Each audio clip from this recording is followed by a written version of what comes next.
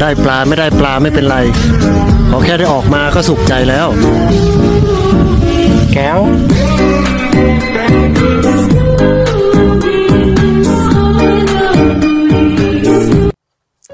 กับสบายดีพ่อแม่พี่น้องเมื่อสู่คนพี่น้องเอ้ยเมื่อนี้มาน้องปลาพอทิศสิมาหาปลารุ่นนำกันว่าสิได้ปลาหรือบ่ทำผู้ชมเลยวัตถุที่เฮาใส่ในการตกปลาเมื่อนี้ก็คือว่าอาหารปลานิ่นกับอาหารปลาป่าเนาะท่านผู้ชมผสมใส่กับข้าวเหนียวนี่แหละข้าวเหนียวที่คนลาวมักกินนี่แหละพี่น้องเอ้ยปั่นให้มันเหนียวเนาะและเอาน้ำใส่หัวอาหารนี้หัวอาหารปลานี่เนาะพี่น้องเอาน้ำใส่แล้วก็ให้มันเปื่อยนิดนึงแล้วจึงมาปั้นใส่กับข้าวให้มันเหนียวเพื่อให้เวลาปลาตอดมันสิบ่หลุดง่ายเนาะท่านผู้ชมปลากับปลาอยู่น้องบ่ทิศนี่แหละมื้อนี้เนาะท่านผู้ชมมาคนเดียวเด้อท่านผู้ชมมื้อนี้นี่บ่ทิศใส่เบ็ดแบบซี่พี่น้องเบ็ดกับเบ็ดจีนนั่นแหละพี่น้องเอ้ยเนาะแต่ว่าบ่ทิศมาดัดแปลงเป็นเบ็ดชิดเนาะพี่น้องนี่มากเบ็ดดัดแปลงเป็นเบ็ดชิดผมจริงเบ็ดอันนี้เขาต้องใส่แกงปลาซ่อนหรือว่าปลาคอเนาะพี่น้องคนลาวเขาเอิ้นปลาคอหรือว่าปลาสะโดท่านผู้ชมเลยเขาจะใส่เหยื่อพร้อมปกติเบ็ดอันนี้เนาะเขาจะใช้แก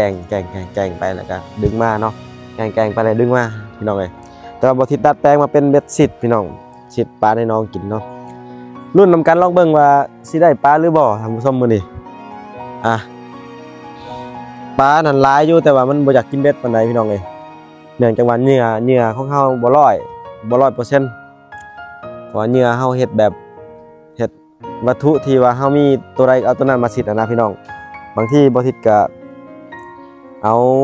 หาไล่จับเอาตักแตนแถวหน้าเดินนี่มาแล้วก็ใส่เบ็ดสิทธิ์เอาพี่น้องปลาก็กินคือกันเนาะคนบ่ฮู้ว่าเพิ่นคนไทยเฮาเอิ้นว่าอีหยังตักแตนคือกันบ่พี่น้องคือภาษาลาวเฮาเอิ้นว่าตักแตนเนาะพี่น้องแต่ว่าช่วงนี้บ่ทิศกันยังบ่ทันไปถ่ายคลิปทางเขตอื่นพี่น้องเอ้ยก็ถ่ายแต่ทางแถวเมืองบ้านเมืองของตัวเองเด้อท่านผู้ชมเด้อบ้านเมืองพีนเนาะไปแต่แถวใกล้ๆบริเวณใกล้ๆเนาะพี่น้องหรือว่ามีงานอื่นบ่ทิศก็ถ่ายลงปกติพี่น้องเอ้ยเนาะแต่ก็จะพาเลิกติดตามกันเด้อพี่น้องเด้อถึงว่าสิเฮาสิบ่ได้ไปถ่ายคลิปทางเขตชนบทเนาะยังบ่ได้ไปช่วยเหลือทางพี่น้องผู้ที่ทุกข์ยากก็ฝากติดตามรับชมกันคือเก่าเด้อท่านผู้ชมเด้อเนาะอาทิตย์ก็สิพยายามไปอัปเดตวิถีชีวิตทางเขตชนบทให้พ่อแม่พี่น้องทางฝั่งไทยฝั่งลาวท่านผู้ชมที่มักเบิ่งในวิถีชีวิตเขตชนบทเนาะสิพยายามไปอัปเดตให้ท่านผู้ชมรับชมเบิ่งนํกันเนาะพี่น้องก็ฝากติดตามรับชมในช่องเบาทิศ Channel แล้วก็ช่องเบาทิศเมืองพีนเป็นภาษาไทยเด้อพี่น้องถ้าพิมพ์เป็นภาษาไทยก็เบาทิศเมืองพีนเนาะพิมพ์เป็นอีกภาษาไทยอีกช่องหนึ่งก็เบาทิศแล้วก็เป็นภาษาไทยแล้วก็ Channel เป็นภาษาอังกฤษเนาะท่านผู้ชมสิมีช่อง YouTube 2 ช่องพี่น้องแล้วก็ช่อง Facebook อีก2 ช่องเนาะพี่น้อง Facebook นี่ชื่อเบาทิศ Channel เป็นภาษาไทยหมดเลยแล้วก็ชื่อคันทะลงเนาะพี่น้องเป็นภาษาอังกฤษ Facebook เดี๋ยวเบาทิศสิขึ้นให้ทางหน้าวิดีโอนี้เด้อพี่น้องฝากไปติดตามรับชมกันเด้อท่านผู้ชมเด้อเนาะเบาทิศก็บ่ได้ไปถ่ายคลิปเนื่องจากว่ามันไกลแน่แล้วก็บ่มีงบประมาณในการเดินทางเนี่ยพี่น้องไปบ่คุ้มค่าเนาะพี่น้องคือช่องก็วิวบ่ขึ้นเงินก็บ่ได้พี่น้องไปก็มันบ่คุ้มค่าเขาก็เลยสิพยายามไปให้มันหน่อยลงเพื่อมันจริงมื้อใดมีเงินก็จึงไปว่าซั่นซะพี่น้องเอ้ยเฮาบ่มีผู้สนับสนุนผู้ซัพพอร์ตต่างๆพี่น้องเอ้ยเนาะโอเคเดี๋ยววันนี้ลุ้นนำกันว่าสิได้ปลาหรือบ่ท่านผู้ชมเว้าแล้วกันยาวเนาะพี่น้องรุ่นนำกันว่าสิได้ปลาจากโตมื้อนี้เนาะโอเคพี่น้องติดตามรับชมนำกันเด้อท่านผู้ชมขอบใจไว้ลงหน้าเด้อท่านผู้ชมที่เข้ามารับชมคลิปนี้เดี๋ยวเป็นกำลังใจนำกันพี่น้องสิได้ปลาหรือบ่เนาะเดี๋ยวรับชมนำกันพี่น้องต่อไปนี่พี่น้องตกปลาหวยมันมีหวยอยู่ข้างๆน้องบ่ทิศนี่แหละพี่น้องเอ้ยอันนี้แม่นน้องพี่น้อง2น้องเนาะน้องที่1น้องที่2แต่ว่าบ่ทิศยังบ่ทันสิทธิ์ในน้องเด้อพี่น้องสิมาสิทธิ์ในหวยก่อน นี่พี่น้องบ่ทิศชิดอยู่ห้วยตัวนี้ก่อนพี่น้องอยู่ใกล้ๆกันนี่แหละพี่น้องเอ้ยนี่เนาะทางนี้น้องเนาะทางนี้ห้วยเดี๋ยวบ่ทิศชิดอยู่ทางนี้พี่น้องเดี๋ยวรุ่นนำกันลองเบิ่งโอเคเดี๋ยวเริ่มปรุงเหงื่อก่อน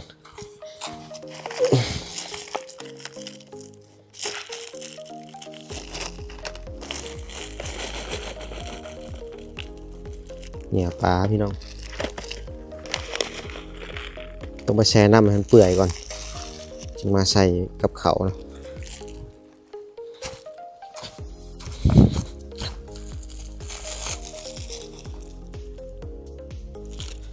ใส่น้ำไว้ให้มันเปื่อยก่อนตามผสมไป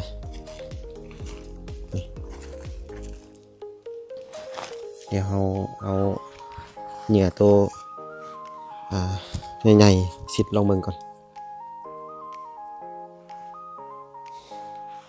ดุนเบิ่งแต่มันมีปลามันกินง่ายนะพี่น้อง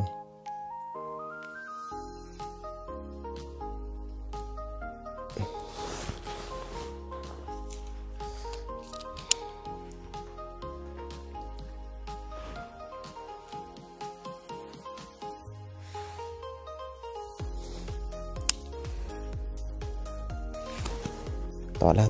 วโอ้ย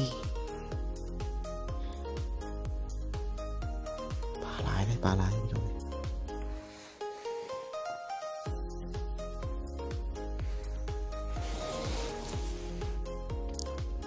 ปลามันหิว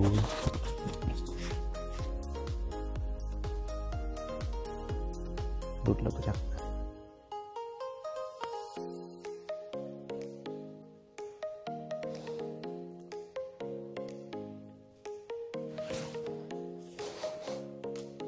แดดฮ้อนพี่น้องแดดฮ้อนแห้ง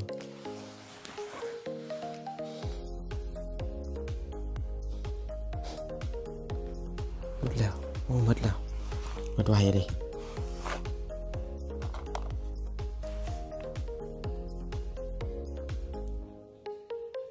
ว่าที่สิบวานหัวอาลงไปยามันอิ่มพี่น้อง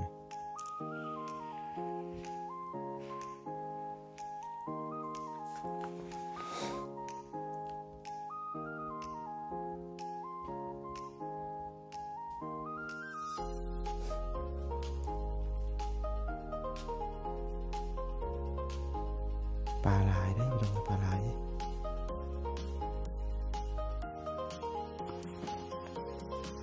โอ้กินซะ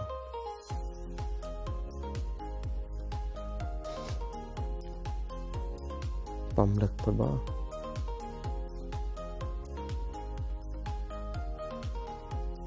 เอ้ยหลุดง่ายโพดพี่น้องเอ้ย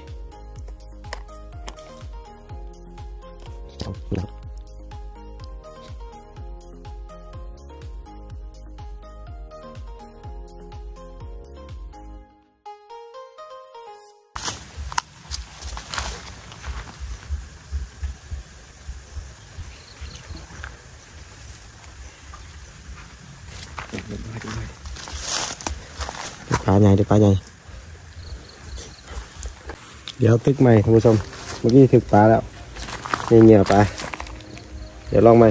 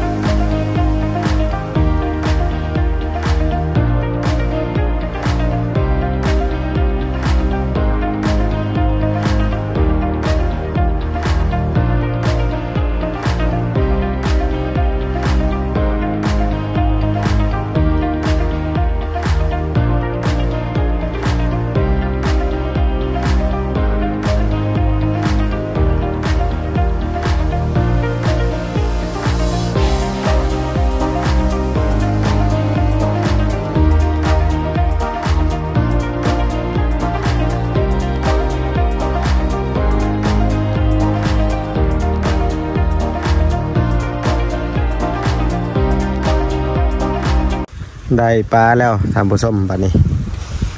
ได้ประมาณเบิ่งนี่ทำผสมคิดว่าประมาณจักโต2 4 6 8 10 12 15โตพี่น้องปลาน้อยยังน้อยอยู่ปลากะเพราะว่าบ่ทิศบ่ได้เกลือเด้พี่น้องมันเลยนานใหญ่ปลาเนาะฮะคลิปนี้มาเอาปลาอยู่น้องก็จบไปแล้วเนาะท่านผู้ชมอันนี้ก็คือบรรยากาศอยู่ในหนองปลาของบ่ทิศพี่น้องเอ้ยมานั่งเล่นชิวๆได้ถ้าตัดหญ้าแล้วนี่งามเลยเด้อพี่น้องไอ้ยังบ่ทันตัดหญ้าเนาะโอเคคลิปนี้ก็สิหยุดซ้ำนี้ก่อนพี่น้องเอ้ยเอาไว้โอกาสหน้ามื้อหน้าจึงว่ากันใหม่อีกเนาะท่านผู้ชมขอบใจขอบคุณหลายๆเด้อทุกคนที่เข้าชมคลิปบ่ทิศตั้งแต่ต้นจนจบเนาะท่านผู้ชม